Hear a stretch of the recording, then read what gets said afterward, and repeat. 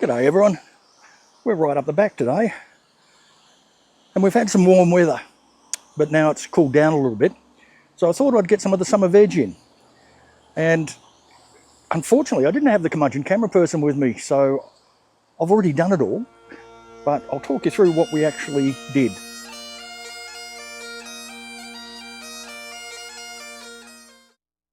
What we've got to get in here is carrots and beetroot, which we'll do in this bed, because I love pickled beetroot. You can look my recipe up on one of the other videos. And I'm starting to really like fermented carrots. So we need to get some in for summer. So I've got two beds up here that I really haven't done anything with for the past few months. And we're going to revitalise them. And we use a lot of different things in here. I've got some chicken manure, which I'm not very keen on. It seems to have come directly from the hen house. And it's really stinky and lots of feathers, so I'm not sure it's all that good. But I'll put it in here anyway. Some soil improver from Green Life Soil, some piggy post, and a few other bits and pieces just to boost it up. But in this garden bed where we've got root veggies, we don't want to add too much nitrogen, because then we'll just get leaf growth. That's hard to say, believe it or not.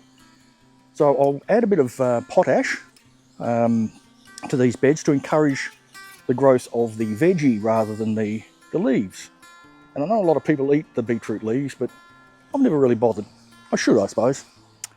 In this bed, we're going to put corn, and again we've got to boost the soil up a lot, but I will put a bit of nitrogen in here because the corn will enjoy that. And I'm going to have to look up what I put there. I forget. And in here, we've got okra. So we're just giving it a bit of a water. Today is actually quite warm, and we just want to make sure it doesn't dry out completely while it's in the germination stage. I'll put these bread crates over the corn area because we've got these horrible feral pigeons around the place, and I haven't done anything about getting rid of them because I don't mind them that much. But they do tend to eat all the corn out of the beds, and if not them, the rats. So I'll put these bread crates over the top just to stop the birds getting in. Still allows the water and sunlight through, and I hope that will work. We'll find out in a week or so when they germinate or don't germinate. I think we've got a picture of those horrible feral pigeons. They live in the next door neighbour's old chook shed. Now, so they're not good. They're not native. They eat the food that the other birds, the native birds, would eat, and they steal my corn.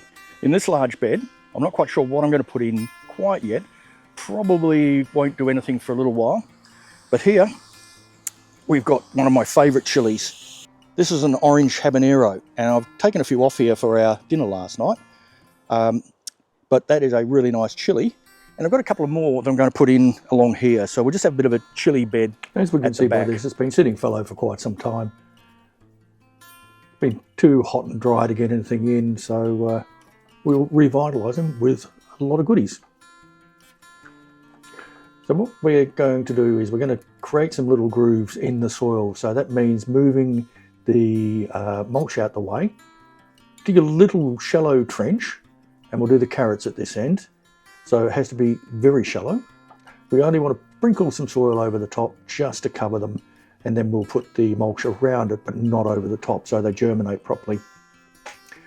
We're going to oversow as well. I picked this up from watching Mark from Self-Sufficient Me, which he does. He does this as well. There's no harm in it. All we'll do is thin them out by picking the carrots once they grow a little bit. And they'll be baby carrots, and that'll make room for the bigger ones to grow. So let's just clear that mulch away. The soils remain nice and moist under there with the mulch on top. And this is where we'll put out the potash, just to promote the root growth. Again, as I said, I'm not going to put any nitrogen out here because we don't want to encourage leaf growth. We want to encourage root growth, which the potash and other fertilisers are better. Oh, the other thing I'll be adding in is some Epsom salts, because I've never added magnesium to these garden beds, and I've read that Epsom salts is actually quite good. So I thought I'd give a bit of a sprinkle around, just generally. Can't do any harm, I suppose. Not sure how much good it's going to do either, but we'll give it a shot. So there we go, just scrape out a little bit of the dirt, pile it to one side, level it out a bit, and now we'll grab some carrots out. Now the trouble with carrots is they're really, really tiny seeds. The first lot we're putting in is cosmic purple. So we're going to do maybe half a row of cosmic purple. So I'll check to see if I've got any more cosmic purple seeds. But all we need to do is just sort of sprinkle them out. Okay, let's zoom in and have a little look at the seeds. They are really quite small and they're very fine. So we're going to do half a row of these cosmic purples. Just rub them between thumb and forefinger to sort of spread them out a little bit. And have I got any more cosmic purple? Purple dragon, nebula, atomic red, cosmic purple. A whole bunch of different ones there. Yeah, there's a few in there, so we'll put them in as well. I did go and buy one of those little tools for doing small seeds. It's utterly useless, don't bother. Have a look at one of my Temu videos if you want to see that. They really are rather pointless. Yes, they work, but all right, we'll pop a few ruby prints in here just to fill up the end of that row. And as I said, over sowing, but that doesn't hurt. Now we just scrape a little bit of soil back over the top. Don't cover it with the mulch, otherwise we'll block their sprouting. All right, push the mulch to one side and we'll get another row in. Having that bound to mulch next to it should keep a little bit of the moisture in anyway, help with the germination. So let's get another row in.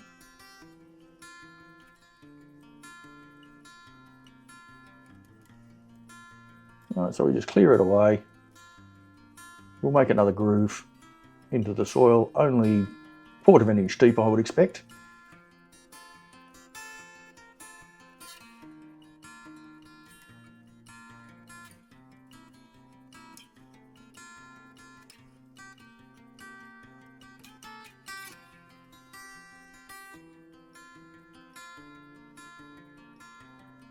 And just using the trowel, we sort of push the soil to one side a little bit, scrape it along. Just give a little pile of soil to one side of it. And there we go, there's another furrow. Now, they're about 8 inches apart, these furrows, so they've got plenty of side room. But when we thin it out, there will be plenty of room for the carrots to grow. We've just done another very shallow groove down there. I know it looks like it's on a bit of an angle, but it's actually not. It's the camera, which you can see the shadow of. It's silly. Okay, this is a Ruby Prince, which is a F1 hybrid. Not really keen on doing these hybrids, but we'll put them in anyway. Just use them. Yeah, I can leave these in here even though they are modified, because I'm not going to do seed saving on carrots. I've tried and they've never grown very well. So having the F1s in here shouldn't affect my seed saving because I'm not doing it. So how do I know, or how will I remember which carrots are in which row? Well, that's why I started this YouTube channel, or one of the reasons anyway. And that's because I'm going to use this video to track what I've planted where, and I can come back to it to work it out. All right, let's make another groove, and we just clump the mulch together, clear a path for the trowel to go down. This ground is actually quite loose underneath, quite sandy, so the carrots shouldn't go into their funny shapes, which they do in hard packed soil when they hit rocks. Even if they do, they still taste the same. Okay, so in here we're putting in some Paris Market, which again is a heirloom variety. Sprinkle along up there, fill it with wind. Put them mulch back into place, but making sure we don't cover the grooves where the carrots are. And now we'll get on with planting a few more rows in. The camera's overheating at the moment, so we'll have to stop for a little while. Stop filming for a little while, but I'll continue planting. Yeah, I was right. I did say it was a cool day today, but it's cool by our standards. So my poor old camera's overheating and shutting down, so I'll have to stop every now and again. Let it cool down, I'll carry on planting, but we'll film the bits that are important. So I've got the beetroot in here, mostly golden beetroot and bull's blood. The golden beetroot's a nice sweet beetroot. It's a yellowy orange colour. And the bull's blood I really like because it's a deep, deep red. So really strong flavoured beetroot. It's great for pickling. Mind you, the golden one's pretty good for pickling too. But I really do like the bull's blood because of its colour. So we plant these a little bit deeper than we did the carrots, but not terribly deep. Probably less than a half an inch or 10 mil or so. Again, over sowing because we can harvest or thin them out once we get fairly small beetroot. We have baby beet and we let the others grow out and become big enough for pickling or fermenting, probably pickling. So there we go, that's how we get the beetroot in. Quite a few rows there. I think there was 4 rows I put in, maybe 5. All right, and make sure we don't cover them. We'll just keep going and get the rest of these in. And there we go. So I've already talked about what's up that end.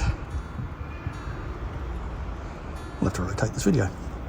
So we've got cosmic purple up there, purple nebula down here.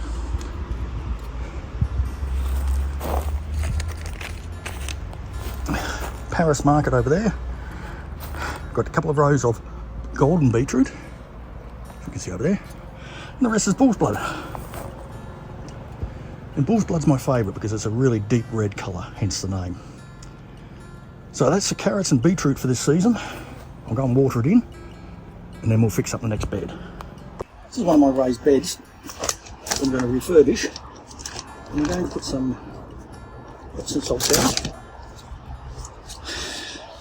some superphosphate, chicken manure, and lots of other things. Because it's got very sandy, not much in here. So let's get that done.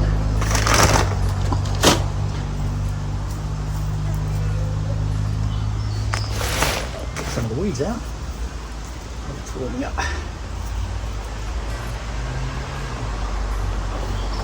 And I'm not keen on this chicken manure. It seems to come straight from the chicken shed. And you can see where the sun's around. It should be a little bit more. But it smells.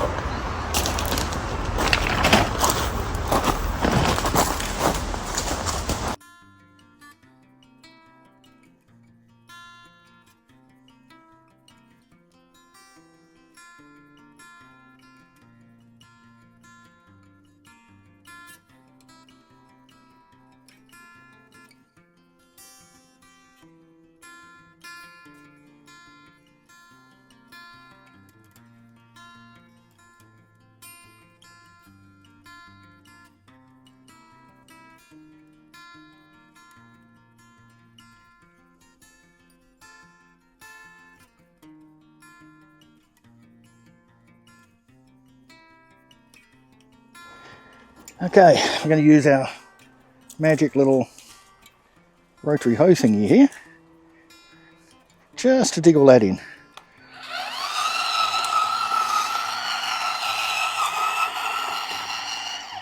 This does save me a huge amount on my arthritic wrists.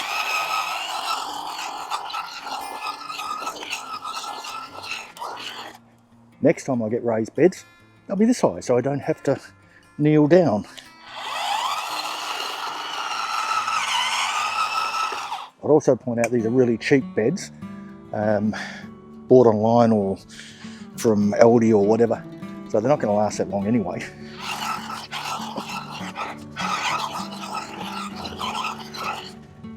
Right, that was done mostly just to dig it in, just to mix it up a bit. Smooth it out a little bit.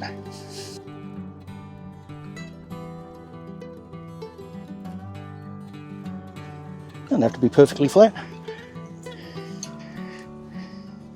And what are we going to put in here? Well, I've got a few things. Hopefully you can see this, but down here I'm just going to put in a few loofahs. Sort of 4 or 5 batches of them. 1, 2, 3, 4, 5. And I'll put some mesh up here. Let's cover them up.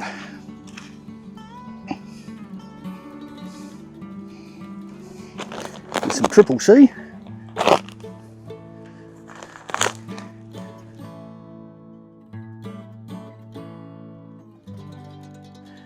And here I'm going to do the same thing I did with the carrots and the beetroot. Just dig a little trench.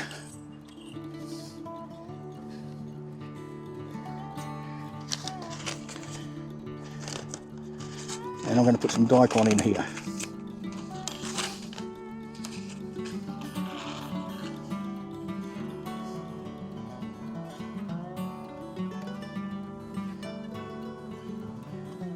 Just do a few seeds every foot or so. Let's cover those up. Some more triple C along the edge.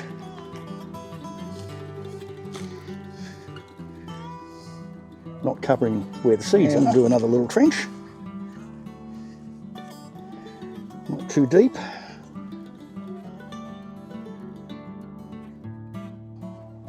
It's only half. So what we'll do with the other half is some normal radish. And these are going to be really simply put in, like so. Get a little pile of sand over here.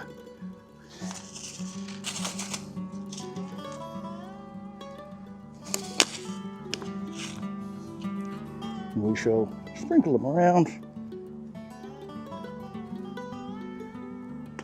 like that. And then just drop some sand over the top.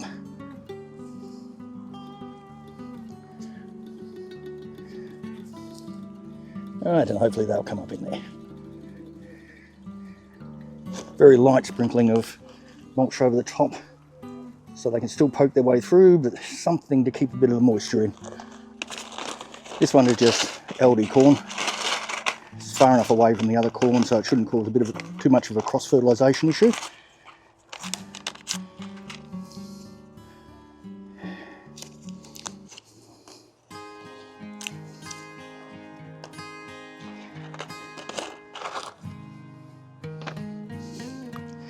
And we'll just put them fairly close together this way, and then we'll leave a foot or so in between them in the next row. Well, about 8 inches, 10 inches. I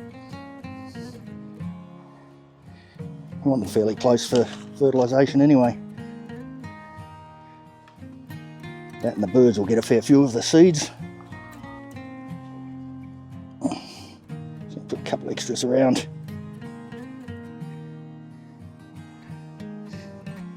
Make up for those that don't germinate or get eaten.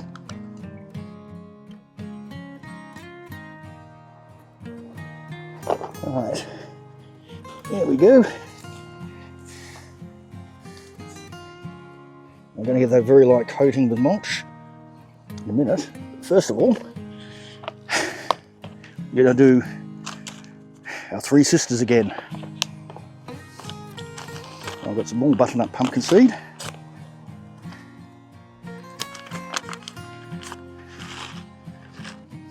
I'm just going to put 2 in there, 2 in there, 2 in there, and 2 in there.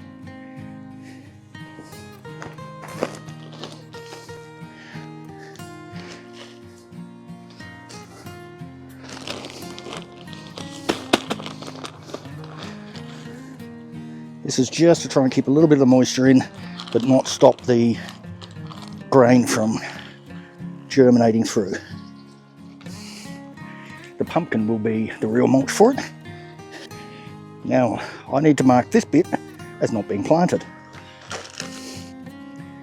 Right, and that's the area that's not planted there. But I'm very concerned about those pigeons running around, so what I'm going to do is get some of my bread crates.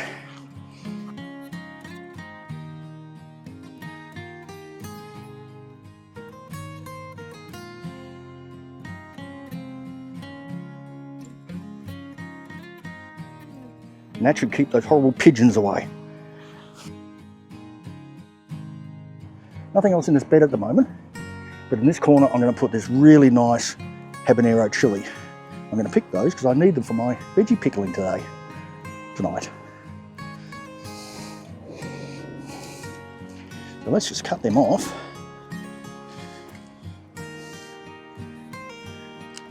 These are absolutely delicious. Hot, but very nice. Look at that. This will go nicely down here. Soil's nice and rich.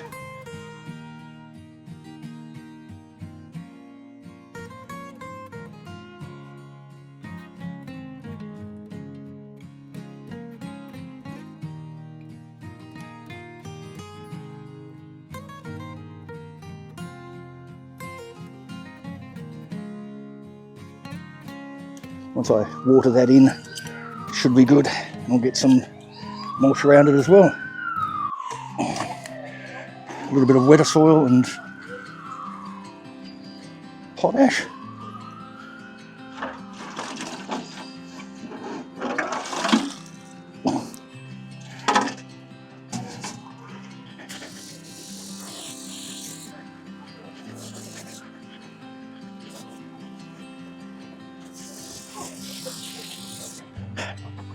Right, we got the mulch down. Let's just water this in so it doesn't blow away. It's a watering night tonight anyway, so sprinklers will be going on. So there we have it. Just a couple of days and my loofahs have started coming up. Not much else though, I don't think. And so have my pumpkins. Look at him there.